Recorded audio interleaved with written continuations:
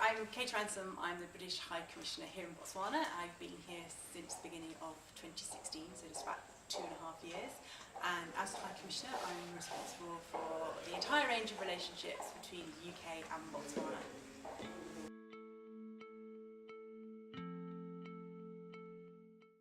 So with all of our project work, we try and make sure that we are completely inclusive in our work so that it's benefiting everybody, including women.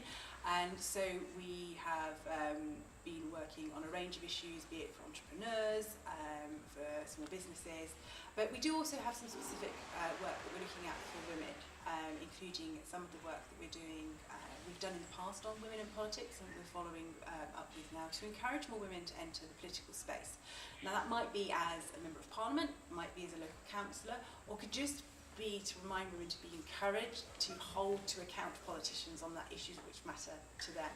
So some of the work that we've been doing, and of course events like today, talking to groups of women about leadership and about setting their aspirations high and helping them in what they want to achieve, is something that I really enjoy doing.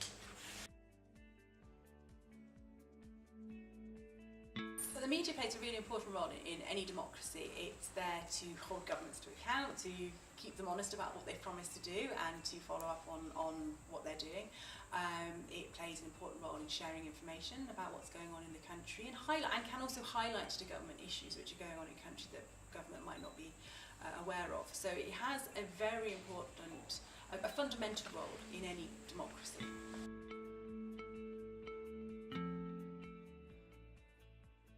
So we do engage, as you right, the media through our events and by encouraging them to come along and sharing things from the UK, but specifically on women in media. I'm quite struck by sort of about a 5-to-1 ratio of men to women in media. And they're all doing a great job, but we need to really encourage more women to enter this space. And I think it's really important to understand this is not about women writing just about women's issues. It's about women coming and talking about security, defence, politics, just to bring in a diverse range of voices, because through that debate and diverse range of voices we get better reporting through the media, and it performs its function better when it's representing the whole of the community. So we're specifically targeting women in media to encourage more women to get into this space, to show them that it doesn't have to be done in the way that it's done at the moment. They don't have to do media reporting in this. It doesn't have to be done in a way that a guy does it. It can be. Everyone should be doing in a way which is true to themselves and covering interests.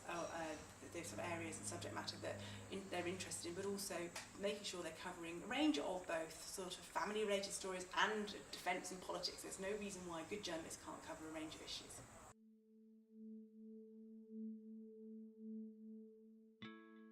So I think I'm really struck actually. You do see a lot of women coming to events, and not just as the reporters, but the camera operators and photographers as well. So it's actually great to see that spread in Botswana, that people are engaged in all levels. I would like to see more editors as well, and people managing the media scene. That would be the next step. And I just think, you know, we need to see more. We need to see more in space. I think there's absolutely no reason why women can't make great investigative journalists, great reporters across a range of issues. And so I like to make sure that women are seeing themselves in those roles and not feeling that they should only be reporting on family issues or issues around children. So I think I'd like to see more women stepping into the other areas of work and talking about crime and talking about security and international affairs as well.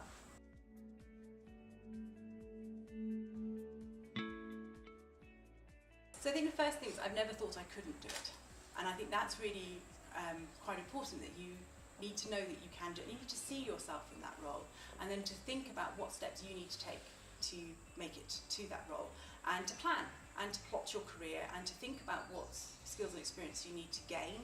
And you might need to go and cover some areas of work that you haven't been involved in. If you limit yourself, you're not really going to become an editor, because an editor needs to cover a broad range of issues. So go out there, try different parts of, report on different stories, build up your portfolio of interests, build up your skills, cover different types of events, and build up your own confidence in your own abilities, and then apply, go for it, see if you can actually get one of those roles, and don't hold yourself back. And even if you don't succeed first time, keep trying, because eventually you will be successful. And I think that's the key thing.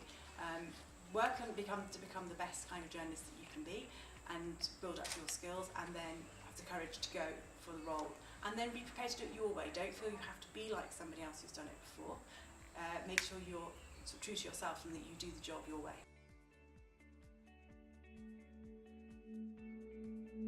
So I think all the way through my career I've had many challenges, but actually I've always seen those as the times of opportunity, because they're the things that help you grow. Those challenges help you dig deeper into yourself, or try out skills that you weren't aware that you had, or go into new areas of work that you never thought of considering in the past. But you know, some of the other issues can sometimes, some prejudice have been settled, where people think you can't do a certain job in a certain country because it might have different attitudes towards women. I've never found that. I've worked in places like Afghanistan and Somalia, and I've never found being a woman an issue. In fact, in both those places, to a certain extent, it's been a benefit, because I can talk to men in the community, I can also talk to women in the community, whereas a man can't talk to the women in the community. So I can already reach more of a community in my work. So I've actually found that beneficial, and I'm able to bring benefits to my workplace and to the kind of things that we're trying to achieve.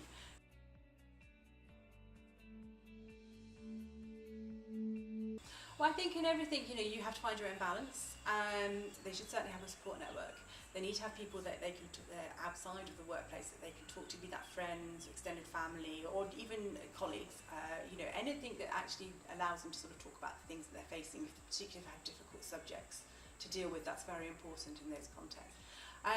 But yeah, I mean, I think there's a certain degree of accepting that there's a crazy life, and at various points in your life, you will be able to do that crazy life, and there'll be various points where you can't do it. So I think encouraging workplaces to recognise that people should be able to be flexible in, you know, maybe at certain points in their career, they can run off for 7 days and do something. But then there are other times in their life that they're going to have to actually have something a little bit more steady and scheduled.